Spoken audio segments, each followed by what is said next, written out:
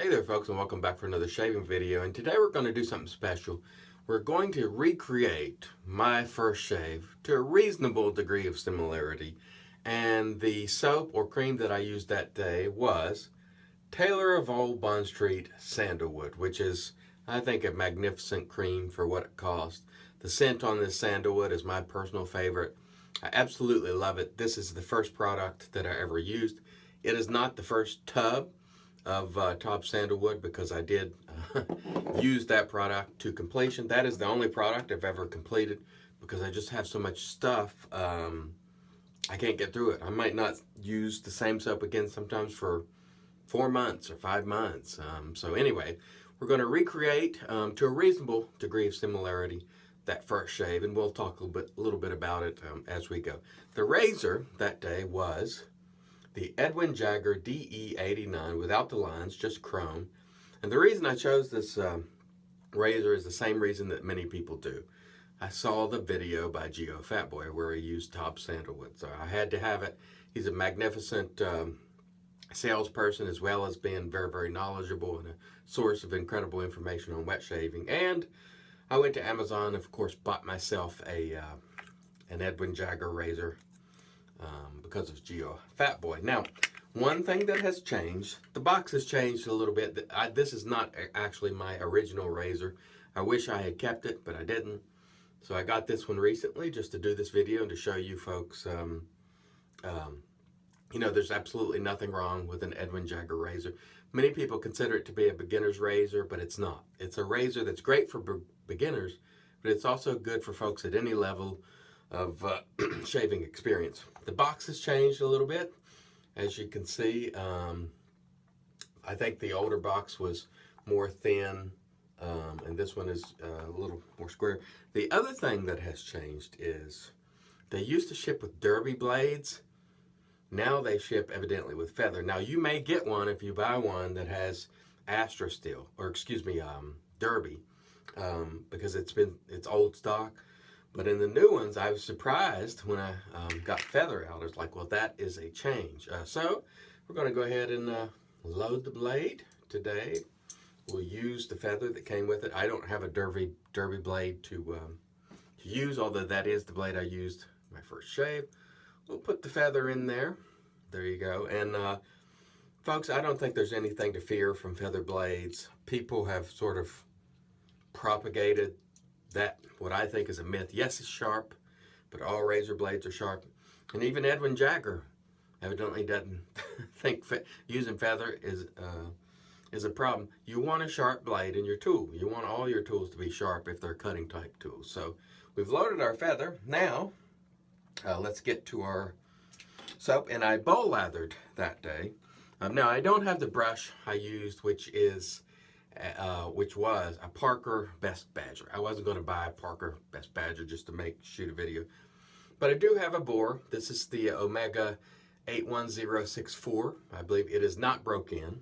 And one thing I want to tell you folks who started with synthetics, or you've been using synthetic brushes for a long time and you go to natural hair, don't be discouraged. It is a little tougher to lather with. If you're used to using natural hair all the time, no problem, it comes naturally. But if you're used to synthetics, or if you've never used natural hair, the degree of difficulty is a little higher. I also bowl lathered that day. I haven't bowl lathered on this channel for who knows how long. So we're going to bowl lather, we're going to use natural hair, and you know, I am rusty. I don't think there's any doubt about that, so this could be a disaster. we shall see. So got our bore here. We've got it wet, and we'll just start making bowl lather as we talk to you folks. Anyway, this will be a trip down memory lane. I think it's important to revisit these sort of things, and this got me hooked, people. This TOBS sandalwood, Geo Fatboy, you know, Mantic 59. Those were the guys who were early on a great influence to me. Zach Plavridis from Razor and Brush, although he doesn't make videos, a wealth of knowledge, pretty much wrote the book on bore brushes, and he actually likes this brush a lot. So as you can see there, we're starting to make a little lather, and again, this is not something I do very often, but it is the way I started, so I will do that today. And it looks like we're starting to, maybe I'm not too rusty. It's kind of hard to hold it up and show it as you're doing it, because the camera's up, fairly high. Not too high, but fairly high. Sometimes when I'm making a bowl lather, I also like to go back and forth like that. Then I'll swirl a little bit, back and forth, swirl. Let me add just a little bit of water, or as I like to say, bring a little water to the party. Usually a few drops is adequate. But don't be discouraged, folks. If you are accustomed to using synthetics and you get a natural hairbrush like this board, and all of a sudden you're like, man, I'm having trouble making a lather, or particularly a face lather, for whatever reason. The last time I used a natural hairbrush, or it was a boar, I think. Last time I tried boars, I hadn't used them for a year probably, and man, it was a lot more difficult than I expected. So okay, look, I think we have enough here to work with. So let me add a little more water. Let's tempt fate and see how we do. This is just a salsa bowl. It's not the exact same bowl that I used for the first time. I just had like a kitchen bowl, plastic bowl of some sort that I tried. Then later I got a scuttle, I think from, who was it from? There you see our lather. That scuttle was from Georgetown Pottery, which is a beautiful scuttle. It's kind of heavy if you hold it though. But beautiful, beautiful scuttle. Okay, let's wet the face and we'll get going. Stay tuned. All right, let's see how we do going down memory lane. And one thing that I will mention to you as well, if you're coming from synthetic, these natural hair brushes tend to have the effect of what's called lather eating, and it's a little bit different. Synthetics don't do that, but these natural hair brushes tend to, the lather just sort of disappears, or it gets caught up in the brush and held, and you think it's eating the lather. It isn't, but that's what we call it. Lather eating. And it can be disconcerting if you are on a steady diet of synthetic brushes. And as you can see here, this is not the world's greatest lather, because I am used to synthetics. But I'm going to continue using boar a couple of times a week, because I think boar is really a significant value once these brushes are broken in. And I'm going to go ahead and add them to my, see, there's one of the reasons I always dislike natural hair brushes. That doesn't happen often with the synthetic, although it does happen. Anyhow, there we go. This is good enough. Now, is this a phenomenal lather? No. Is it more than adequate? Yes. And it's on me, because it's certainly not the TOBS. TOBS is it's an excellent soap in terms of its latherability, or cream, I should say. Okay. We're going to use our Edwin Jagger DE89, and that feels very nice. It's a shame that the Edwin Jagger, boy, that feels nice. Great residual slickness on this TOBS sandalwood, and this feather blade is sharp, and it cuts clean, which is exactly what you want. It's a shame that Edwin Jagger gets the reputation for being a beginner's only razor. It is not. It is a razor that's good for folks, as I said before, with any level of experience in shaving. It works effectively. It's mild, but it's not the mildest by any stretch. And it does a great job. Beautiful razor. Some people have problem with the chrome version with grip. I do not. I never had. I normally don't have problems with gripping the razor at all. I don't find this to be slick. It's not a problem for me. But if you do, they have the diamond version, a barley version, a lined version that has more grip. But I wanted to sort of get as close as I could to my original shave. And there was a great first pass. We'll come back for pass 2. All right, and we're back for pass 2. This video is probably going to run a little bit longer because I did, more talking than the intro and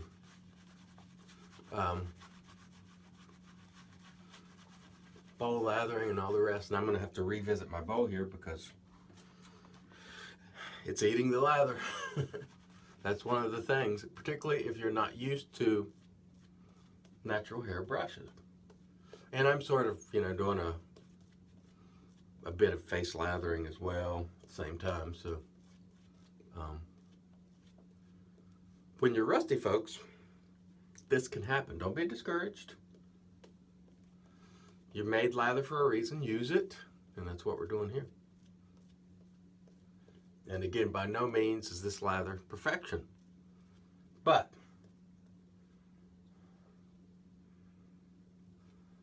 as we will see at the end of the shave, it will result in a fine shave. All right. Let's set that aside and hope it doesn't fall on the floor. And get that on my nose.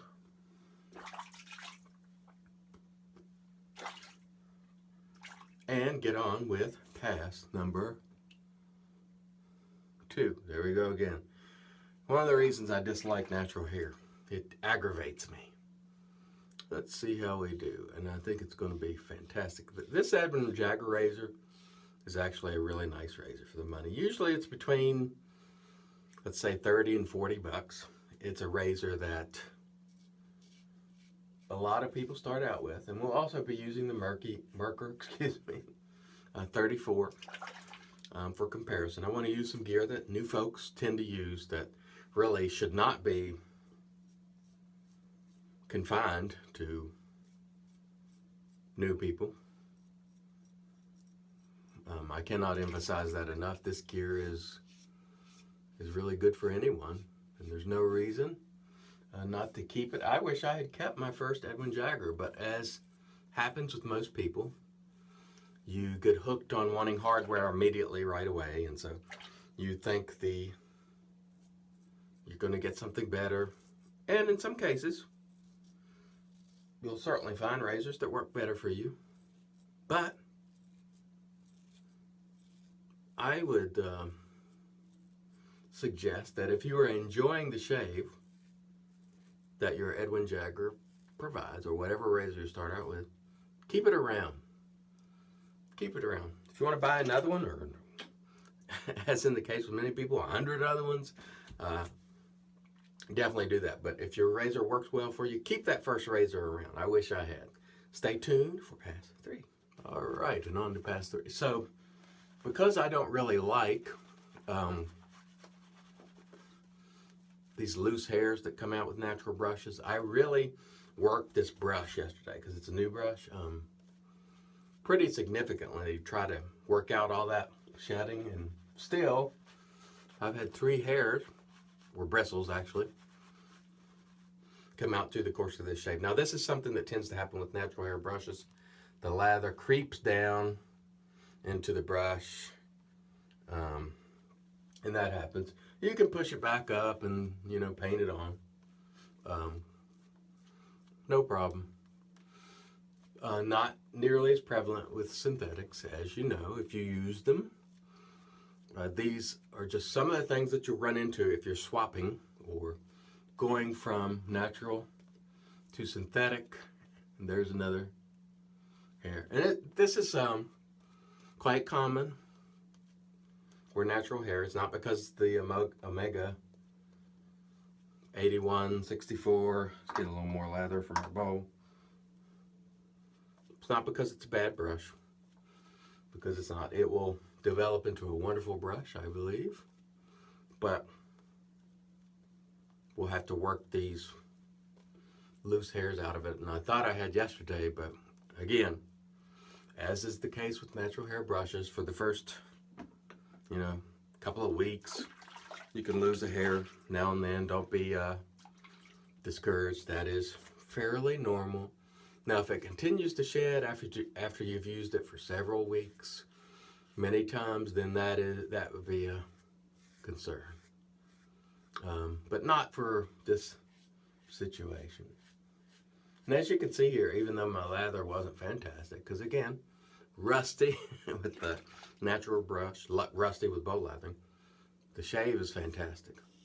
And this feather, in my view, is not to be feared. I think it's a myth of how, it's going to cut you all over the place. However, if that has been your experience, it is your experience. I can't tell you what your experience has been. If you feel it's dangerously sharp, then it is. But I do not. You see me use Astras day after day on this channel, and today I'm using feather, and there's no difference. It feels nice and smooth. It feels great. Maybe a little sharper. I don't know. The shave is pretty much the same, so I don't think you should fear feather at all. Just be careful, just as you would with any other blade. As you can see from that place on my nose there, where I cut myself last week or whenever it was, and that was with an Astra. Any blade will cut you if you're not paying attention and minding your technique. So don't fear the blade, just be mindful of your technique. All right, great 3 passes. We'll come back and do the post. That was fantastic. Stay tuned. All right, and in comes the magic made by Witch's Thayers. This was not part of my original shave. However, I don't miss out on Thayers or witch hazel generally, because I did use the master there a while back. So this was not part of my routine. I did not know about witch hazel at the time and its magic properties. So let's review the gear real quick before we get to the aftershave. The Omega 81064, I think. Not a fault to the brush. My lather was not magnificent. It was, it was pedestrian, but the shave was fantastic. This is me not having used a natural hair brush with any regularity for the last 2 years. I've probably not used a natural hair brush more than a dozen times in the last 2 years. So you will struggle a little bit if you're moving from synthetics. Keep after it. You'll eventually master it once again. TOBS Sandalwood, excellent cream. Again, my lather wasn't perfect, but it had nothing to do with the cream. Feather blade, as you saw, excellent. Nothing to be feared in my view. And of course, the Edwin Jagger razor, which is a fine razor, I think, for a shaver at any level of experience. If you bought one when you first started and you're enjoying it, keep it. If you bought one recently and you're enjoying it, keep it. It'll be something you look back fondly on. I wish I had my original. All right, having said that, let's get to the aftershave. Perazzo green. And no, this does not smell anything like TOBS Sandalwood. At the time, I just picked what was on Amazon. So I got my razor, I got my brush, and I got TOBS Sandalwood, and I picked Perazzo green because at the time I felt that aftershave was just something you put on and it disappears in 30 minutes, and you use cologne. I later learned that there are a lot of aftershaves that last several hours, some all day. So at the time, this is all I had, and for a good while, this is all I had until I started trying aftershave. So we will go with TOBS green, which is, excuse me, I'm calling it TOBS. Perazzo.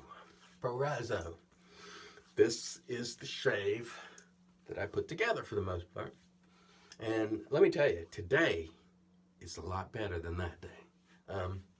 So using even the same equipment virtually as I used then, the difference is huge. Experience, folks, is what it's all about. Learning what your face will tolerate is what it's all about.